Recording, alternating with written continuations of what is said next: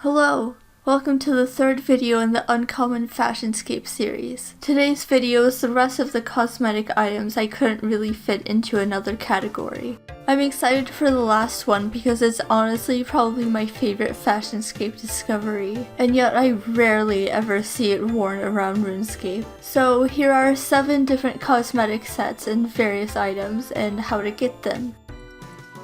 First is the Corrupted Armor. It's this purple transparent armor you get from talking to certain people with very specific items in your inventory. No defense level is required to wear this, and it has the same stats as iron armor. To get the helmet, you need to have a bowl of hot water, soft clay, and leather boots in your inventory, and talk to Abbot Langley in the Edgefield Monastery. To get the plate body, you need a pestle and mortar and at least 1 air rune, and you talk to Horvig and Varrock. To get the plate skirt or plate legs, you need an acorn and bones, and you talk to Louis Legs in Alcarid. If you have a female character, you'll get a plate skirt, but if you have a male character, you'll get plate legs. If you change your gender, you will keep the previous legs or skirts that you had, and you'll still be able to wear them.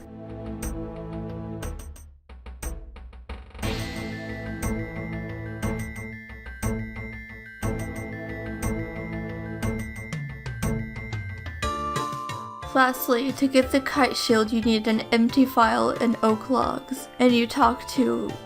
I'm not even gonna try to pronounce his name. This guy in Sears Village.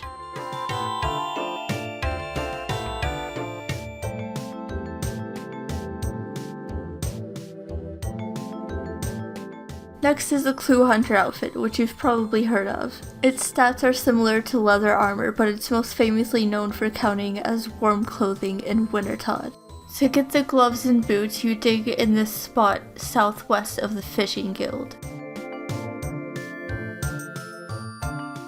Right here just south of this tree.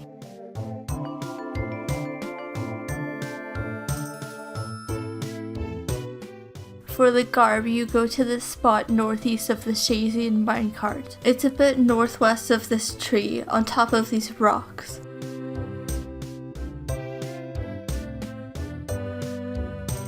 Next is the trousers, north of the pothole dungeon in Karamja, just 1 step north of these little rocks.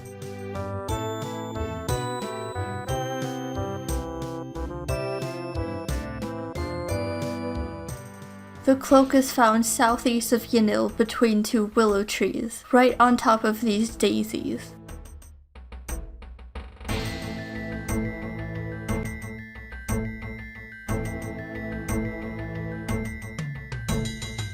For the Helm of Raidwall, you need to dig here, but you also need a nature rune, leather boots, and exactly 1 dose of super anti-poison in your inventory. The place to dig is right here near the cave entrance, east of the clock tower, north of these 2 iron rocks.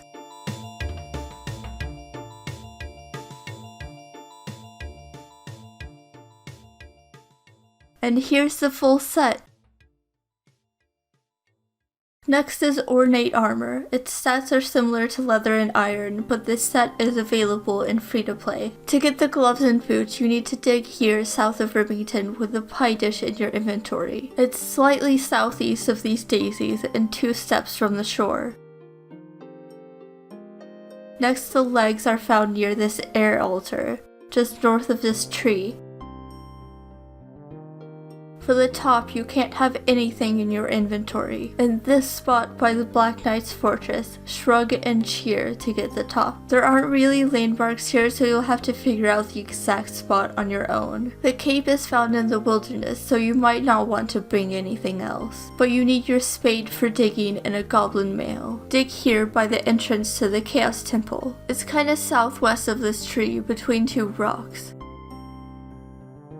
And then the helmet. You can't have anything in your inventory besides a plain pizza, a wooden shield, and cheese. Perform the bow, yes, and clap emote south of Varrock, north of the cow pen, a couple tiles away from the smaller tree.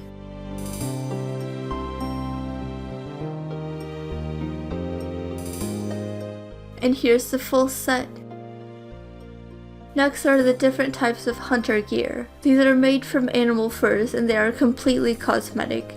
They actually don't help with the hunter skill, they just look cool, but they do count as warm clothing. At level 1 hunter you can wear polar camo and wood camo. Level 4 you can wear jungle camo. Level 10 desert camo. You get these from hunting different types of kebbits. At level 28 you can wear Larupia gear, which I think is the most popular hunter gear I've seen around the game. Level 38 you can wear grok armor. And lastly, level 52 you can wear kyatt armor. To hunt Larupias, groks, and kyatts, you use deadfall trap. To do this, you need an axe or logs, a knife, and a teasing stick. You make at least one trap and then tease a kyatt.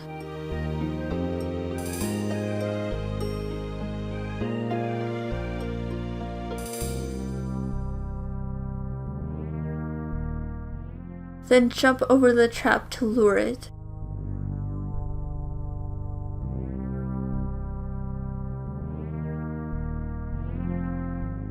Then you can take its fur like the monster you are. Depending on your hunter level, they might just jump over the trap and they won't fall for the same trap twice. So it's good to have an axe or extra logs. Most of the time you get tatty furs, but once in a while you'll get nice fur that you can use for some specific items like the kyatt hat. To make the clothing, you just take the furs and some money to Asif and Varrock.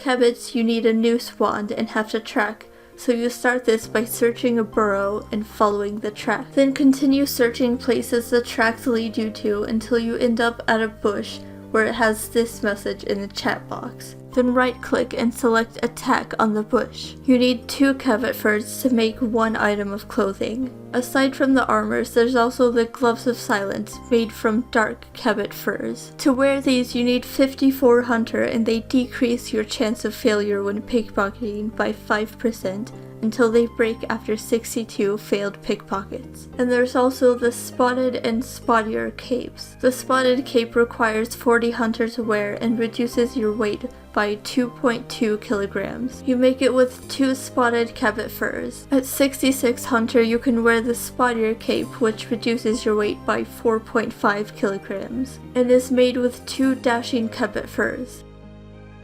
Next are the sewn together items from Patchy. Patchy is a pirate found somewhere southwest of the bank on Mostly Harmless. You need a book of piracy in your inventory to speak to him. He can sew together items for 500 GP. In this example I used a left and right eye patch, but he can also sew together lots of other things, as you can see in his store. Just bring him the items and he'll sew them together, or separate them for 600 GP.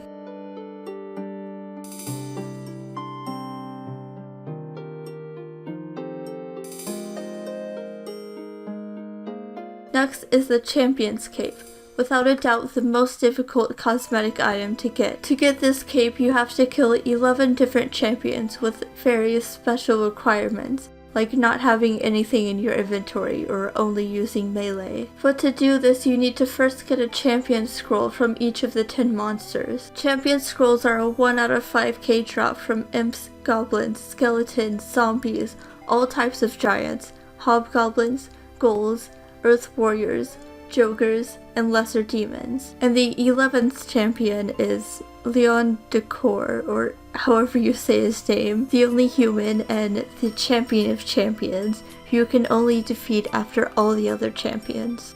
If you'd like to learn more about getting the Champion's Cape, I highly suggest watching Mudkip's video on it.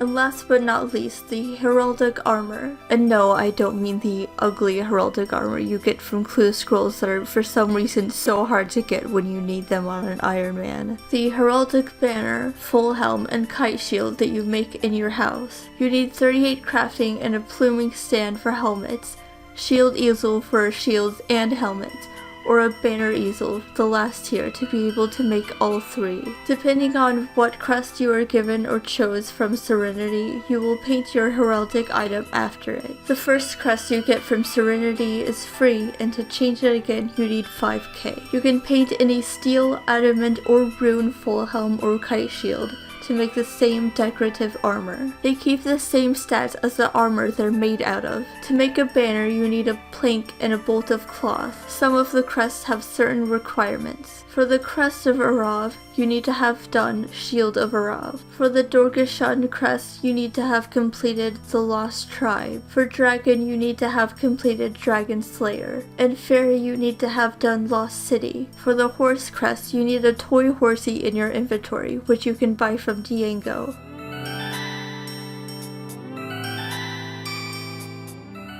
The money crest, you need to give Serenity an extra 500k GP. But then you can make all 3 heraldic items for free, so you'll never have to spend 500k on it again. For the gods Saradomin, Guthix, and Zamorak, you need at least 70 prayer. And for the skull crest, you need to be skulled through attacking someone in the wilderness, entering the abyss, or wearing the Cape of Skulls while talking to Serenity. There are a total of 16 different crests. All of the full helms and kite shields of different tiers look the same, except for Varrock for some reason. The steel Varrock helm has a golden plume, while the adamant and rune Varrock helms have a sort of dark gray plume. Overall, these are really colorful and fun and so underrated. I'd love to see more people wearing these around. Actually, I'd really love if full heraldic armor sets were added because they would look so cool. Or maybe more crests. I'd love to see Prifdanath themed heraldic armor.